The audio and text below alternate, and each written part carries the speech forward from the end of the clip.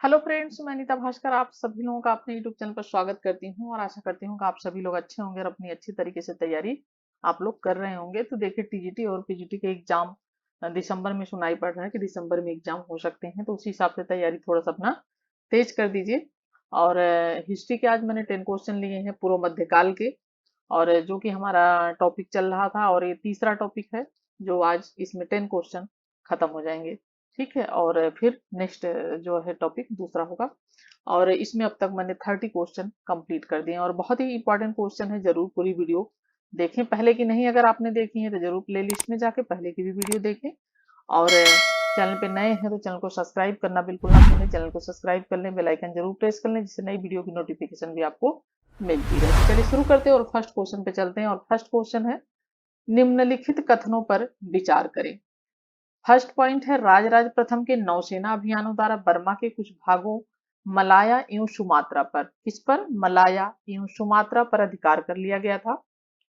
Second point है, राजेंद्र प्रथम ने लंका यानी सीलोन पर विजय प्राप्त की थी। थर्ड पॉइंट है, चोल राजाओं ने उत्तरी लंका पर तब तक अधिकार बनाए रखा जब तक कि विजय बाहु प्रथम द्वारा उन्हें निष्कासित नहीं किया गया। और फोर्थ पॉइंट है, चोल शक्ति का 13वीं शताब्दी में उस समय हास हुआ जब उनके क्षेत्र का होयसल एवं पांड्य शक्तियों के मध्य विभाजन हो गया। यानी होयसल और जो पांड्य शक्तियां थी उनके मध्य क्या हुआ? विभाजन हो गया। और उपरोक्त कथनों में से कौन से सही हैं? ठीक है, और इसका हमारा राइट ऑप्शन जो हो जाएगा ऑप्शन सी हो जाएगा। 2, 3 और 4। ठीक है, क्या ऑप्शन हो जाएगा? 2, 3 और 4 ये सही है, क्योंकि राजेंद्र प्रथम ने लंका यानी सीलोन पर विजय प्राप्त की थी, राजेंद्र फर्स्ट ने। तीसरा पॉइंट, चोल राजाओं ने उत्तरी लंका पर तब तक अधिकार बनाए रखा था जब तक कि विजय बाहु प्रथम द्वारा निष्कासित नहीं किया गया। और फोर्थ पॉइंट भी सही है, जो कि चोल शक्ति का 13वीं शताब्दी में उस समय हास हुआ जब उनके क्षेत्र होयसल एवं पांड्य जो ये शक्तियां थी उनके मध्य क्या हुआ? विभाजन हो गया। और बर्मा के कुछ भागों पर मलय तथा सुमात्रा पर अधिकार राजराज प्रथम ने नहीं किया था। ठीक है, पहला पॉइंट जो है कि राजराज प्रथम ने नौसेना अभियान द्वारा बर्मा और सुमात्रा पर, मलाया और सुमात्रा पर अधिकार कर लिया था, तो उसने राजराज ने नहीं किया था, बल्कि राजेंद्र प्रथम ने 1335 ईस्वी में कडारम के श्री विजय राज्य के विरुद्ध सफल सैनिक अभियान में इसे अधिकार किया था। तो किसने किया था? बल्कि राजेंद्र ने। राजराज की जगह किसने किया था? राजेंद्र ने उस पर अधिकार किया था, मलाया और सुमात्रा पर। ठीक है, और बाकी तीनों पॉइंट सही है और राइट ऑप्शन सी हो जाएगा। और आगे चलते हैं नेक्स्ट क्वेश्चन। सेकेंड पॉइंट है, निम्न में से किस विधि से राजराज प्रथम तथा राजेंद्र प्रथम ने अपनी विजय का स्मरण उत्सव मनाया? ठीक है, किसने? मंदिर निर्माण, स्तंभ निर्माण, अभिलेख उत्कीर्ण करवाना, सिक्के जारी करना। और राइट ऑप्शन क्या हो जाएगा हमारा? ऑप्शन ए हो जाएगा, मंदिर निर्माण। तो किस विधि से राजराज फर्स्ट और राजेंद्र फर्स्ट ने अपनी विजय का स्मरण जो है उसका उत्सव उसने उन लोगों ने मनवाया था। और राजेंद्र प्रथम ने गंगा घाटी के अभियान की सफलता पर गए गए कोंड चोलपुरम के प्रसिद्ध मंदिर का निर्माण करवाया था। ठीक है, गंगा घाटी इसने राजराज प्रथम तथा राजेंद्र प्रथम दोनों थे, और इन्होंने जो राजेंद्र प्रथम था उसने गंगा घाटी, किसने? राजेंद्र फर्स्ट ने गंगा घाटी। ठीक है, गंगा घाटी इसने किया गया था, गंगा घाटी के अभियान की सफलता पर गंगे गंगे कोंड। ठीक है, गंगे कोंड। ठीक है, गंगे कोंड चोलपुरम। ठीक है, चोलपुरम के प्रसिद्ध मंदिर का इसने निर्माण करवाया था।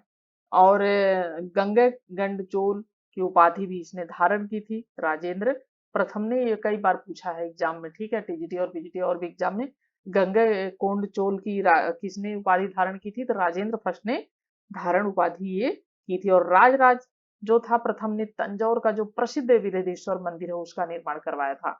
ठीक है, किसने? जो राजराज प्रथम है उसने कौन सा मंदिर? राजराज। ठीक है, राज बहुत इंपॉर्टेंट क्वेश्चन है, देखिए कला के जो स्टूडेंट है उनके लिए भी इंपॉर्टेंट है। राजराज फर्स्ट जो है उसने जो तंजौर का बृहदेश्वर मंदिर, ठीक है, बहुत इंपॉर्टेंट है ये क्वेश्चन, तंजौर। ठीक है, तंजौर का जो बृहदेश्वर, ठीक है, इसको बृहदेश्वर और राजराजेश्वर दोनों ही नामों से जाना जाता है। बृहदेश्वर या राजराजेश्वर, कुछ भी लिख के आए दोनों में से तो आप उसे राजराज प्रथम अगर आता है तो आप उसे आप सही जो है राइट ऑप्शन कर सकते हैं। तो राजराज फर्स्ट ने तंजौर का जो बृहदेश्वर या राजराजेश्वर मंदिर है उसका निर्माण करवाया था। ठीक है, थर्ड क्वेश्चन है, निम्न में से कौन सा कल्याणी के चालुक्य तथा चोलों के मध्य सतत युद्ध का कारण नहीं था? ठीक है, कौन कारण नहीं था? सतत युद्ध का कारण नहीं था कल्याणी की चालुक्य तथा चोलों के मध्य। ठीक है, सतत यानी लगातार युद्ध का कारण नहीं था, आर्थिक कारण था, या कल्याणी के चालुक्यों तथा बेंगी के चालुक्यों के मध्य प्रतिस्पर्धा, या सी है भू राजनीतिक कारण यानी भूमि से विवादित जो राजनीतिक कारण था, और डी है दक्षिण भारत में चीन तथा दक्षिण पूर्व एशिया के साथ विदेशी व्यापार को अधिकार में लेने की प्रतिस्पर्धा। और राइट ऑप्शन क्या हो जाएगा? ऑप्शन डी हो जाएगा। ठीक है, ये क्या था पूछा है, कारण नहीं था, तो ये क्या था? नहीं था। ठीक है, दक्षिण भारत में चीन तथा दक्षिण पूर्व एशिया के साथ विदेशी व्यापार को अधिकार मिलने की प्रतिस्पर्धा, ये नहीं था। बाकी ये तीनों कारण थे, आर्थिक कारण, कल्याणी की चालुक्य तथा बेंगी की चालुक्य के मध्य प्रतिस्पर्धा, और भू राजनीतिक कारण, तो ये सभी थे और ये नहीं था जो है डी ऑप्शन। ठीक है, फोर्थ क्वेश्चन, निम्नलिखित में से कौन सा एक चोल काल का राजस्व संबंधी शब्द नहीं है? कदमई, अधिमई, कुदिमई, आलकाशु। और जो राइट ऑप्शन हो जाएगा ऑप्शन डी हो जाएगा। क्या पूछा है? नहीं है लेकिन पूछा है। ठीक है, तो चोल काल का राजस्व, ठीक है, क्या पूछा है? चोल काल का राजस्व। तो देखिए चोल काल में करों के लिए कदमई, मगमई, ठीक है, कदमई भी था, एक मगमई भी था, कन्निकई भी था, करेवारी, कुदमई, आदिमई शब्द ये सब प्रयुक्त हुए हैं। ठीक है, अलकाशु जो है ये करों के लिए प्रयुक्त नहीं होता था। ठीक है, ये नहीं होता था, बाकी ये तीनों थे और भी थे। और चोल अभिलेखों में भूमिकर के साथ साथ अनेक प्रकार के करों या उपकरों की भी सूचियां मिलती हैं। ठीक है, नेक्स्ट फिफ्थ क्वेश्चन देखते हैं। फिफ्थ क्वेश्चन है, राजेंद्र प्रथम के विषय में निम्नलिखित वक्तव्यों पर विचार कीजिए। उसने गंगा घाटी तक एक सैन्य अभियान का नेतृत्व किया। दूसरा पॉइंट है उसने लंका के राजा महेंद्र प्रथम को पराजित किया। तीसरा पॉइंट है उसने 72 व्यापारियों का एक बड़ा दल अपने दूत के रूप में भेजा। इनमें से कौन से सही हैं?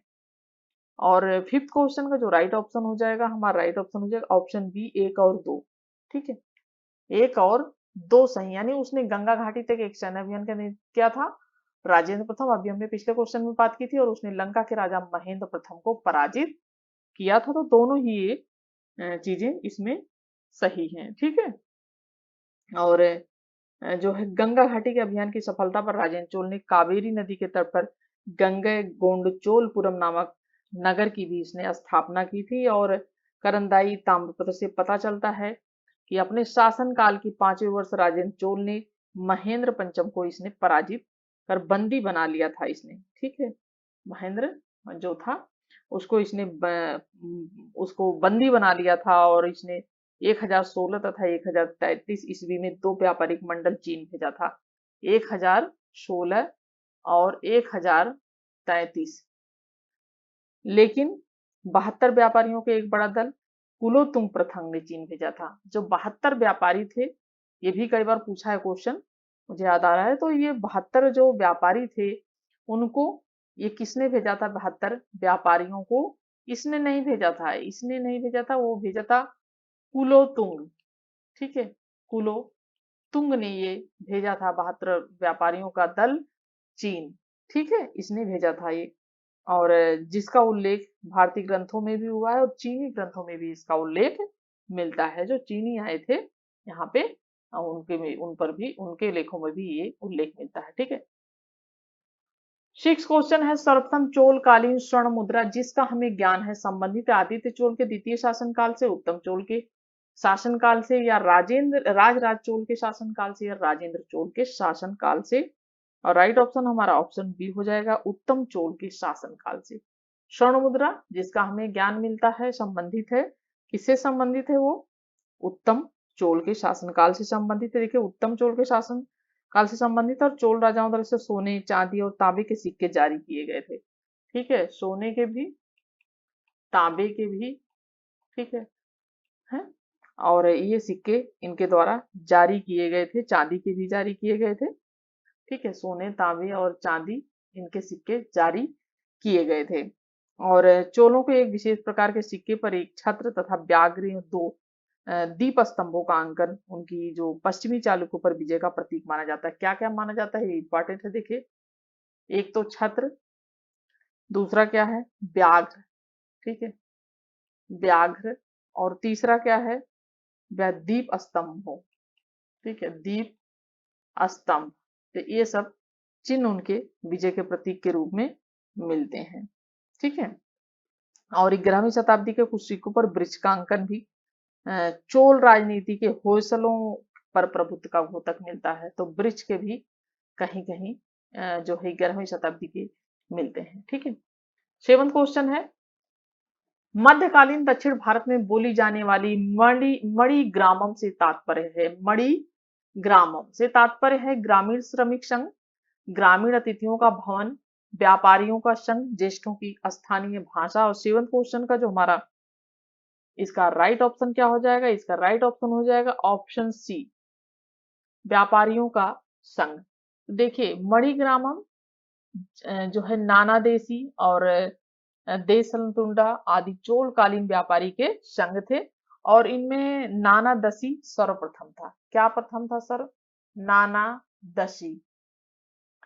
ठीक है, और इसका व्यापार दक्षिण पूर्व एशियाई तक फैला था। और मणिग्रामम नामक श्रेणी आंतरिक स्तर पर व्यापार देखती थी, यानी आंतरिक स्तर पर जो थी वो ये व्यापार कौन देखती थी, वो देखती थी मणिग्रामम।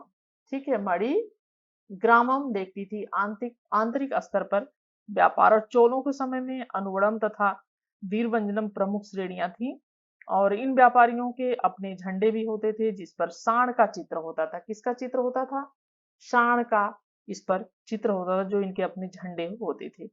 ठीक है, और इन श्रेणियों में अनेक प्रकार के व्यापारी तथा सैनिक भी होते थे। ठीक है, तो ये सब इंपॉर्टेंट चीजें। 8 क्वेश्चन है, निम्नलिखित में से कौन सा बंदरगाह पेडुके नाम से दी पेरिप्लस ऑफ द एरिथियन सी के नाम से के लेखक को ज्ञात था। और आपने बहुत बार ये क्वेश्चन देखा होगा, पढ़ा होगा, और एग्जाम में भी आया हुआ है कई बार इस तरह इससे संबंधित क्वेश्चन। अरिकामेडु, ताम्रलिप्ति, कोरके, बारबेरिकम। और राइट ऑप्शन हो जाएगा क्या इसमें, इसमें राइट ऑप्शन ये हो जाएगा अरिकामेडु। तो पेडुके नाम से किसको जाना जाता है, अरिका मेडिको। ठीक है, और Arikamedu the Periplus of the Erythraean Sea में पेडिको इसमें कहा गया है। जो ये बुक्स लिखी है जिसको क्या कहा जाता है, एक अज्ञात लेखक ने लिखी है, क्योंकि उसका नाम नहीं पता चल पाया कि वो लिखी किसने है। तो दीरी Periplus of the Erythraean Sea में अरिका मेडू जो जगह है उसको पेडू के नाम से जाना जाता था, और जो लिखी है एक अज्ञात लेखक ने। ठीक है, बहुत इंपॉर्टेंट चीज है, उससे मिलती हमें। 9वां क्वेश्चन है, चोल साम्राज्य को अंततः किसने समाप्त किया। चोल साम्राज्य जो कि बहुत ही महत्वपूर्ण साम्राज्य था, उसको किसने समाप्त किया। महमूद गजनबी ने, बख्तियार खिलजी ने, मोहम्मद गौरी ने, या मलिक काफूर ने। और हमारा राइट ऑप्शन हो जाएगा ऑप्शन डी, मलिक काफूर ने। जैसा कि आप जानते हैं अलाउद्दीन खिलजी का ये सेनापति था मलिक काफूर, और बहुत इंपॉर्टेंट नाम है इसका, क्योंकि इसने बहुत जगहों पे इसने जीता था। ठीक है, और अलाउद्दीन खिलजी ने अपने दक्षिण अभियान के लिए सेनापति किसको बनाया था, मलिक काफूर को। दक्षिण जो अभियान था, ठीक है, उसके लिए सेनापति ये था मलिक काफूर, और भेजा था इसको इसने, और जिसने दक्षिण विजय के दौरान चोल साम्राज्य को इसने समाप्त कर दिया था। ठीक है, मलिक काफूर अलाउद्दीन का सेनापति। 10th और लास्ट क्वेश्चन है, पांड्य राज्य की जीवन रेखा कौन सी नदी थी। गोदावरी नदी, कृष्णा नदी, तुंगभद्रा, या बेंगी नदी। और 10th क्वेश्चन का जो हमारा राइट ऑप्शन हो जाएगा वो हो जाएगा ऑप्शन डी, बेंगी नदी। ठीक है, तो पांड्य राज्य कावेरी नदी के दक्षिण में स्थित था।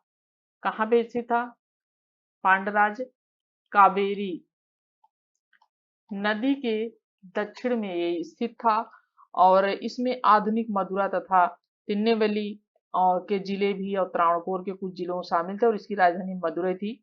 और पांड्य राज्य की जो जीवन रेखा थी वो बेंगी नदी थी। तो पांड्य राज्य की जीवन रेखा कौन सी नदी थी, बेंगी नदी थी। और जो अपनी उर्वरक सत्ता के लिए वो प्रसिद्ध थी। ठीक है, तो इसलिए इसको जीवन रेखा कहा जाता था पांड राजाओं के बेंगी नदी को। ठीक है, और कावेरी नदी के दक्षिण में स्थित था पांड राज्य, लेकिन जीवन रेखा बेंगी नदी थी।